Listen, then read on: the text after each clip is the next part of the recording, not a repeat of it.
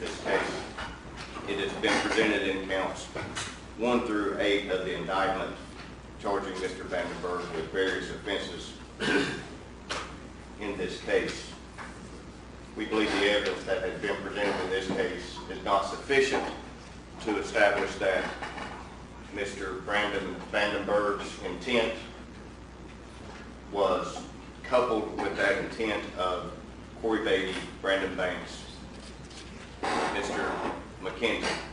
We believe the evidence is insufficient to support a finding of guilt as to Mr. Vandenburg in counts 1 through 8, and we ask that this court between 9 and dismiss those counts. Here I have an additional argument on top of that. Go to the podium, please. Yeah, well, thank you. As far as count 1, there's no evidence that Mr. Banks was aided and abetted. As far as count 6, there's no evidence that Mr. Banks was aided and abetted. And as count 7, there's no proof that Mr. Batey was aided and abetted. Thank you. All right, please respond. All right, please, the court. As the court well knows, at this stage in the proceedings, the court must look at this in a light most favorable to the state. And I submit at this point, based upon what the court has heard, essentially now for the 3rd time, that there is ample evidence to present a question of fact to the jury on each count of the indictment. Both the visual evidence as well as the testimony supports that at this point in the proceedings, and would ask the court to deny the motion and allow the matter to go to the jury. All right, thank you both. Court did hear all the testimony in this particular case, and as you are well aware, if there is any testimony that presents a question of fact for the jury, then a motion for judgment of acquittal is usually denied. And in this particular case, the court believes that there was ample testimony with regard to factual issues, and as such, the motion for judgment of acquittal is respectfully denied. All right. I'm sure you have some issues with regard to the jury instructions.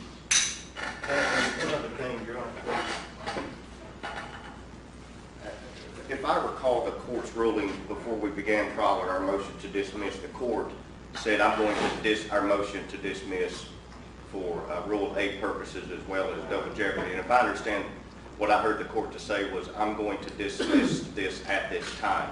Is that still the court's order? I'm going to do what? I am going to overrule. I'm going to overrule your motion at this time. You used the words "at this time," I did. And I am asking the court if that's still the order of this court. That is. Okay, thank you. All right. There's really one other issue that's come up regarding the testimony of Juliana Martell. Yes. And I don't know if the court wants to take this up in the chambers or out here. I mean, we can. Either way, it doesn't matter to me. What says the state? Well, I don't have a problem. She testified out here in the open. I don't have a problem. I assume this is the argument you found that you never. Yes, if y'all will recall, Ms. Martell testified on the Well, you have some emotion or something? Well, I have the transcript of the Okay. testimony. All right, go ahead. And she we finished her cross, and we wanted her to stay so that we could cross-examine her if the alleged victim denied making a statement to Ms. Martell that Ms. Martell had said she had made in Ms. Martell's statement to the detectives. The state told us that Ms. Martell and implored that Ms. Martell had to fly out like either that day or the very next day because she had the next day. some very important job interviews to take care of and that kind of thing. Right. So we put her back on the stand and were allowed to question her about that inconsistent statement that the alleged victim made, and we have that now had that testimony transcribed, and we were going to read that into the record as our proof. Okay. The state's indicated this morning that they're going to oppose that. I don't know. Oh, having it read into the record or what? Well, I didn't quite understand, Your Honor, please. I knew she was going to look at a college on Tuesday to go to medical school, but she lives in Nashville. I don't know if she's back now in Nashville on Saturday or not. I mean, that wasn't really discussed. I guess I just misunderstood that this was being a deposition kind of situation. That was one thing. I mean, but if you look at yes, I may have told the investigator that, but I can't say that's what was said. It's basically the gist of what she said. I mean, is that true impeachment? Well, of course, the court doesn't believe so, but that may be left up to another court at some future time. But essentially, the defense is making a proffer. Is that correct? No, Your Honor. We want to read this to the jury. You want to read it to the jury? Yes, and that was the only reason we agreed to release Ms. Martell from her subpoena was because. Well, you can make argument to the jury as to what witnesses testified to. But she did not testify to this in front of the jury. This was a jury out because it is a prior. This jury as our proof. Well, I don't recall it saying that at any point, and I recall it saying that at any point, and I think that's highly unusual. Read testimony that was made outside the presence of the jury to read it to the jury later on. But even so, you know, oftentimes in virtually every trial, different witnesses perceive things differently. And to say that impeaches another witness is not necessarily so. I mean, you know, the old saying about he had on a blue shirt or he had on a green shirt, somebody's wrong. But that doesn't impeach somebody by saying that. But Your Honor, this is a much more important issue than the color of someone's shirt, with all due respect to the court. And we finished her cross, and we wanted her. No, it's not your fault. Did you see what? To stay so that we could cross-examine her if the alleged victim denied making a statement to Ms. Martell that Ms. Martell had said she had made in Ms. Martell's statement to the detectives. The state told us that Ms. Martell and court that Ms. Martell had to fly out like either that day or the very next day because she had some very important job interviews to take care of and that kind of thing.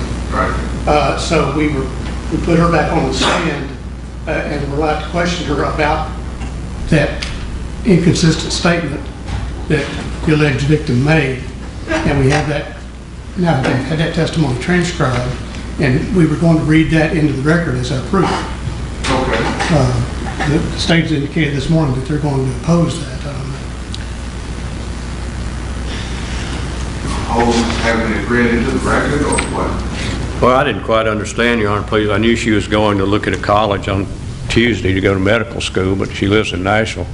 I don't know if she's back now in Nashville on Saturday or not. I mean, that wasn't really discussed. I guess I just misunderstood that this was being a deposition kind of situation. That was one thing. I mean, but if you look at the testimony, is it truly impeaching Elizabeth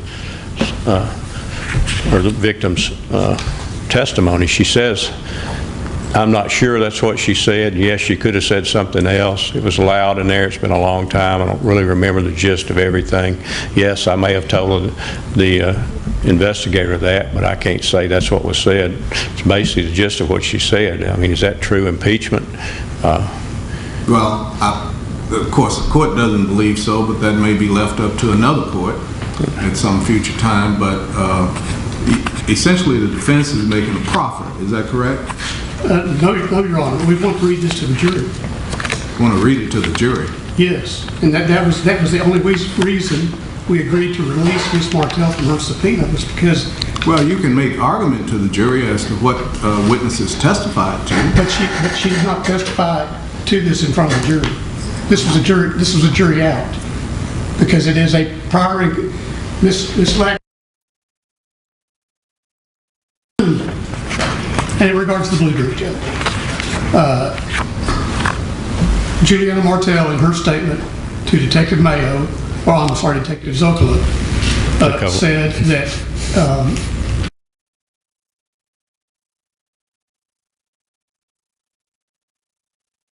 the alleged victim. Victim, please, Your Honor. I'm sorry.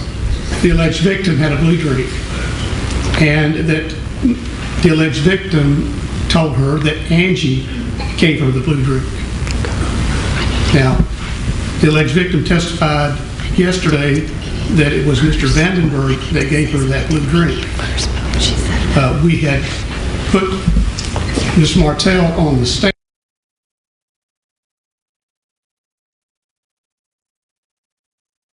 Interviews or school interviews or something, and was not going to be available later in the week. So that's why we put her on the stand and the jury out. Go ahead. And my impression was that the court was going to let us read this to the jury as our proof. Well, I don't recall ever saying that at any point, and I think that's highly unusual. Read testimony that was made outside the presence of the jury, to read it to the jury later on. But even so, you know, oftentimes in virtually every trial, different witnesses perceive things differently.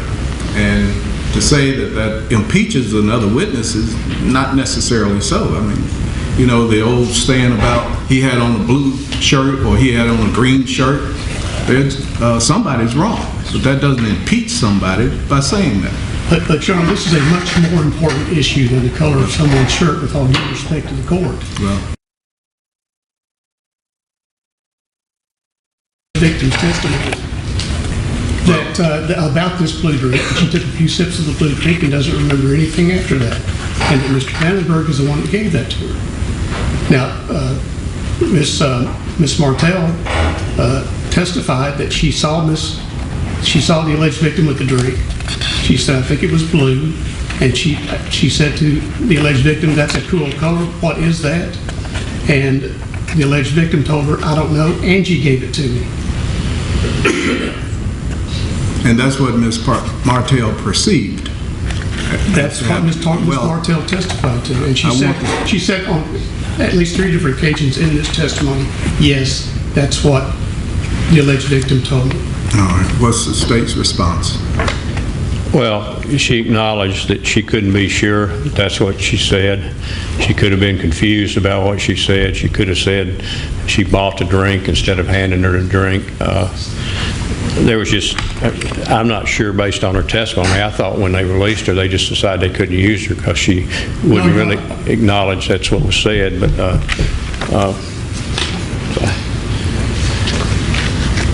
But if Your Honor reads the entire transcript, I'm not sure.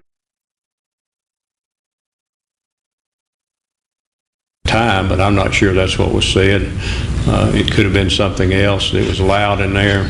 I mean, she was very uncertain about what was actually said. So. Judge, we would never have released Ms. Martell from subpoena had we been told that she could be available later in the week. We were told she was not going to be available. She had to fly out that day. And that was Tuesday, I think? Tuesday. And we knew that we would not get to the alleged victim's testimony until at least yesterday.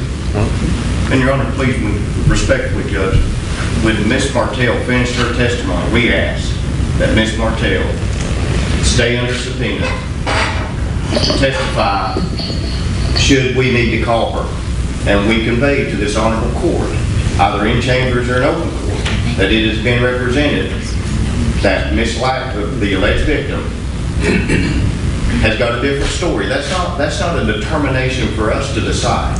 That's determination for that jury and that jury box to decide whether the alleged victim in this case is telling the truth or not.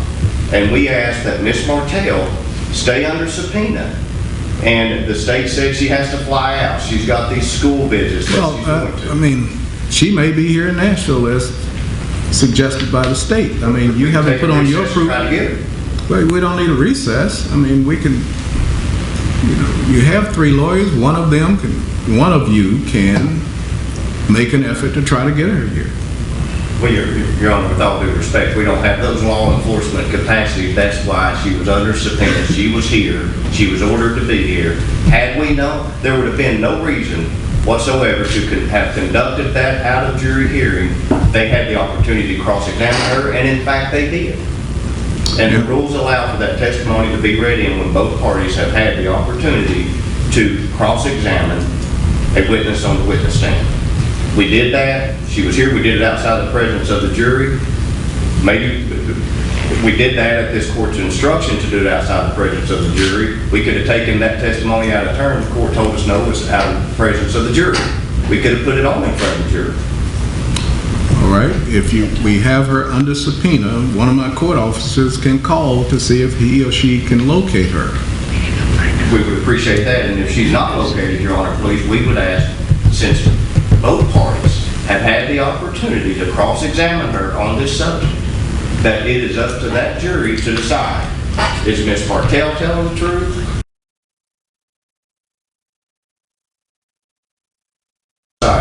Well, It's up to that jury. I'm trying to figure out why you're still arguing. I said one of my court officers will call and try to get her here. And we will readdress this situation if she's not available. Well, yes, I'm sure you will. Or maybe introduce her transcript as the next numbered exhibit for identification as possible. Sure, that's fine. Okay, now, I do want to see if you have any particular jury instructions that you're offering at this time.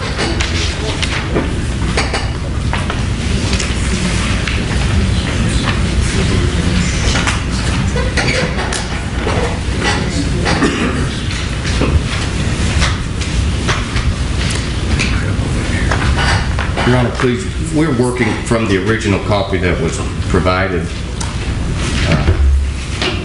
by Your Honor. Hold on just a second. I need my law clerk.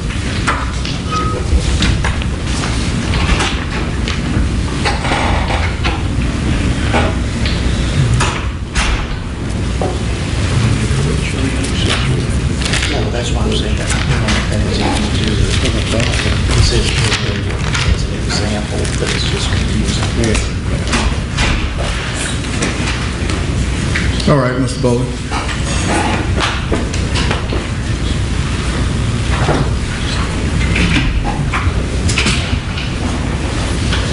Your Honor, please, we have numbered our pages from the originals that the law clerk had provided. Hold on. Okay. Go ahead. So I'm going to be working from those numbered pages, Judge, for the court's convenience. There are some corrections as to the case number, I think, that have been addressed on page number 1. Yesterday, I believe General Moore spoke about the facilitation.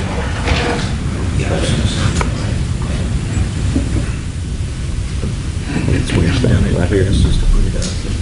Oh, where Mr.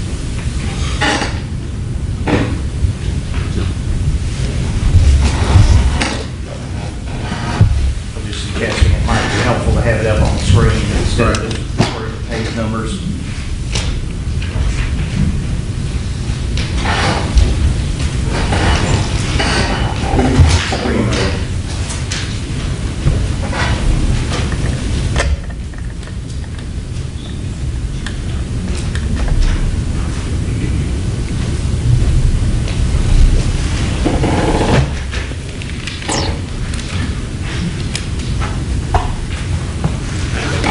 Is it up, Your Honor, please? Is it up? It's coming up. All right, Nick.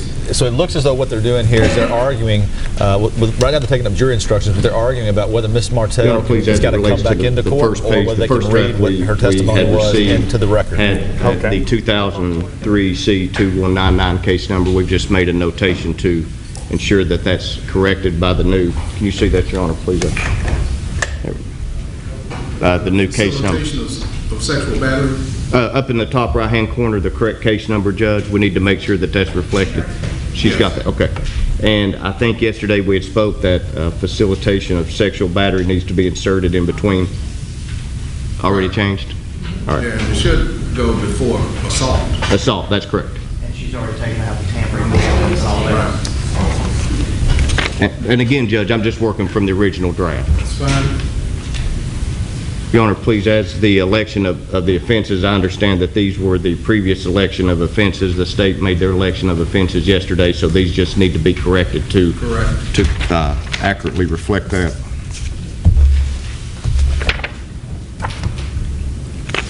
My page 34, count 8. That's the tampering with that. That's removed.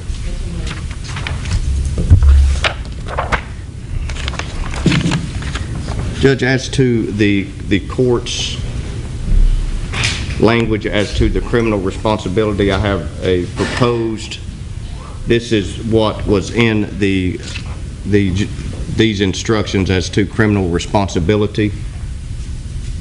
I have passed Madam Clerk our request as to the criminal responsibility. I don't know if the court wants to read those in chambers, or if the clerk wishes to read those. This is criminal responsibility as per the jury instructions in the George Thomas case out of Knoxville, Tennessee. Those have not been overturned on appeal, as I am of the opinion. They haven't seen any case law overturning those. These proposed jury instructions, if you compare these to the original, I believe each and every paragraph seems to be the same, except for we removed the natural and probable consequences language, and we also removed the we do object to the state's inference as in the presence and a companionship. We do object to that. We believe that language that the state is asking this court to allow that jury to infer the intent, we believe that deals with non-target offenses. For example, if you're going to rob somebody and it turns into a felony murder, the felony murder may be the non-target offense, and therefore the companionship and the participation, and we believe that State v. Ball complies with that. So we are asking this court to insert our criminal responsibility language. Again, Your Honor can find that as to the George Thomas case out of Knoxville, Tennessee, that's been upheld as to the criminal responsibility language, Judge. The next page, hour 46, the accomplice. If you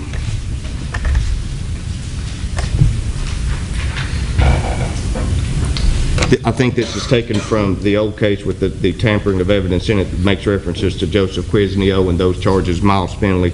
It is our position that this needs to be removed. I think General Moore's made some comments as to striking the names and using was, his, and accomplice, and I think it only makes reference to Quisneo and not Mr. Finley. Also in the bottom, I'm sorry, General Moore. Also in the bottom, I think. Are those your markings on here? Those are General Moore's. Okay. And for the record, again, his name is Quinzio. Yes, Judge, and those may have already been singular, plural, whatever. And then at the bottom, as counsel is going to push on up, that since this came from the joint trial, at this point, the last paragraph, I think we would agree that the indictment charges Brandon E. Banks, Cory Batey, I don't have any problem with that. and that, as we believe talked about, that instead of them, it should be that, because the severance is what you're talking about. It's not them. Also, Your Honor, please, as to the charges, it is our position, since Mr. Vandenburg is cloaked with the presumption of innocence, that not guilty be the first box that should come first, and when they determine that he's not guilty, to follow. Since he has the presumption of innocence, we're asking that the first box to be checked should be not guilty, Your Honor, please. And that would be our request as it relates to these jury instructions. Judge, the state's position is the criminal responsibility charge that was given in Mr. Batey's trial, that was given in the joint trial, is the correct, appropriate charge to be given and should remain in this case. As to the sequential order of the jury's verdict, that in the verdict form is tied in correctly, I submit, with the deliberation process, and if the jury goes through the deliberation process as they are required to do, the last choice is not guilty. They are to work their way to that, and I know the court has had this as part of its charge for many years now. I have. And as to each offense, each count at the very end, first thing is we, the jury, find the defendant guilty. If there is a reasonable doubt, then we, the jury, find the defendant not guilty. So the guilty comes first, the not guilty comes second. Okay, with respect to criminal responsibility, I will look at that and make a determination with regard to that. Of course, I don't have any difficulty with the accomplice charge and making those changes in the accomplice charge. Now, with respect to presence and companionship, that is another matter I will look at and make a determination with regard to that. I think that pretty much takes care of everything. And obviously, your clerk will deal with the expert, Right. having the right people. Right. That's already I sent a note on that yesterday. Yes. Because we had a different, well, not a different set of experts, we had fewer experts. Yes. And Your Honor, did the court note my objection on the natural and probable consequences language? Yes, I did. Okay, thank you. And I said I would take a look at that and make a determination. Thank you. Just All right. Anything else? Well, I would like to note several things before we bring the jury in. The state is rested, so it is now the defense proof. What witnesses do you have? I guess it depends on if someone has had the opportunity to contact Ms. Martell. Your Honor, we are in the process of contacting parties, trying to run the young lady down. All right, very well. Any other witnesses other than Ms. Martell? No, Your Honor. All right, what about your client? At this point in time, Judge, we have discussed whether Mr. Vandenburg will be testifying in this case, and Mr. Vandenburg will not be testifying. Okay, I need him to stand and raise his right hand. Do you swear to tell the truth, the whole truth, and nothing but the truth, so help you God? All right, Mr. Vandenburg, your attorney just expressed that you have chosen not to testify in this case. Of course, yes. Judge, I hate to interrupt, but I believe under Moman and decisions of the court, the appellate court's counsel is the one who is supposed to conduct the questioning. Well, they're free to do so. I do it quite often, but go right ahead. I was just rereading Moman and some law review articles about it, that very thing this morning, and I think out of an abundance of caution, and under Moman it says the defense attorney shall All right, do. that's fine. And if there is any omission, then the court should intervene. I apologize. Your Honor, I don't have any objection to the court conducting alcohol. The court's always done them in my cases. I don't have any objection to the judge. I think it's better coming from the judge than it is from the start. All right. As such, Mr. Vandenburg, you realize you have a constitutional right to testify. You understand that? Yes, sir. You also have a constitutional right not to testify. You understand that? And after conferring with counsel, you have made a voluntary choice that you will not testify. Is that correct? No pressure or threat or coercion has been offered towards you with respect to you testifying or not testifying. Is that correct? Yes, sir. And after consideration, you are voluntarily choosing not to testify in this particular case. Is that correct? Yes, sir. All right. Anything further? Judge, we do have the written waiver. We do have the written waiver. Oh, yes. All right. And also, Judge, you have a written waiver of jury setting fine, Written waiver of what? of the waiver of $50 limit on fine. Yes, that's, okay, well, let's, Ms. Padula, you have something to? I have got the young lady's number finally, so I'm going back to my office and see if I can contact her. Okay, what I'm going to do is I'll bring the jury in and, call the roll and let them know that we're trying to locate a particular witness, and it may take a few minutes, but we'll see and we'll let them know what's what. Let's bring them in. And Judge, one thing the court might want to mention, actually John Thurman may be getting ready to say the same thing, is that in this case, in the arguments, the state intends to use her name in full. Okay. So, You do intend to use? yes, Your Honor. All right, very well. Well, please, I don't know how long we want to delay looking for Ms. Martell. Obviously, one of the state's argument is this really is not impeachment.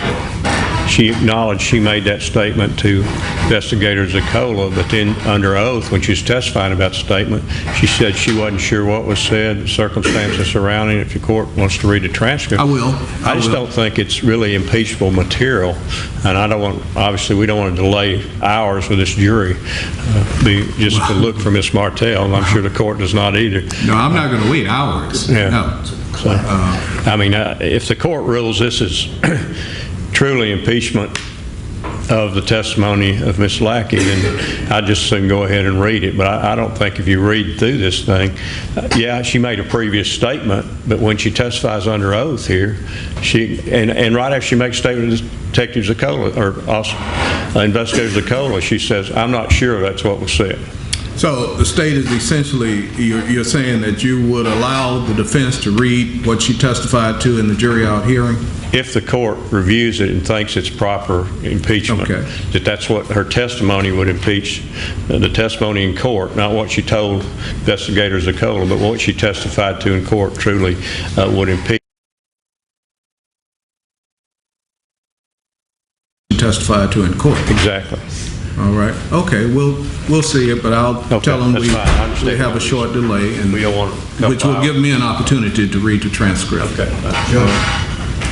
Ms. Martell will be here. I told her to be here at 10:15. She's getting dressed. Well, we'll see whether we need her, but don't tell her not to come.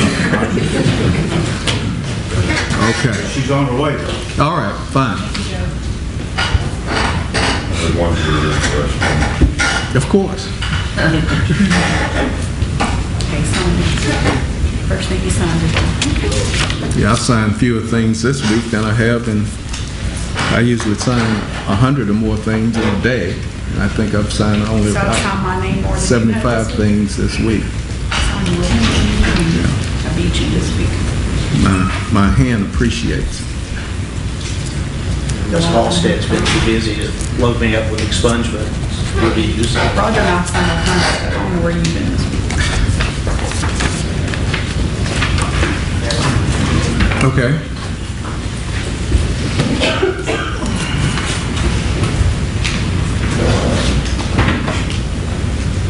Nobody has anything to do on this Saturday?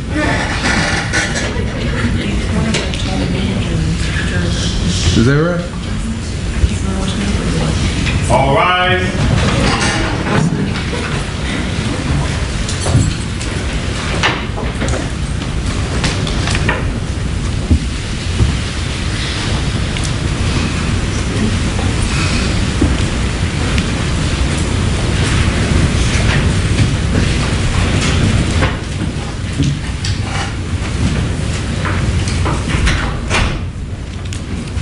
All right, please be seated. Good morning, ladies and gentlemen. Good morning.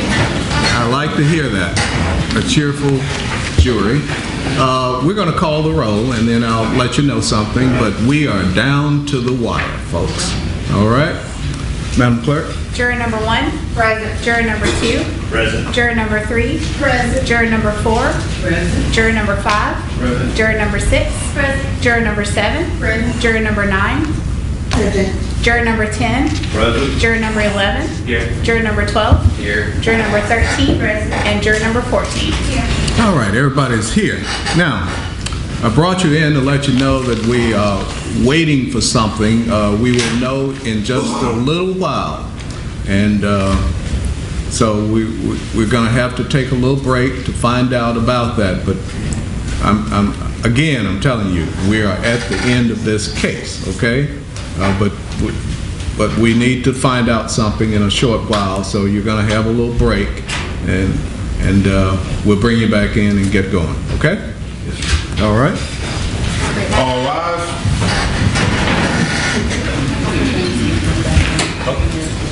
Get the transcript. Get the transcript. I got it. I didn't know if this would be more high. I didn't know any more for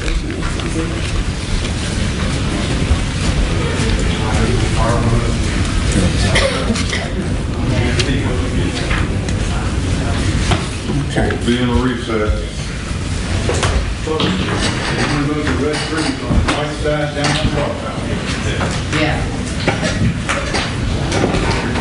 Try not to leave the floor because the security will go like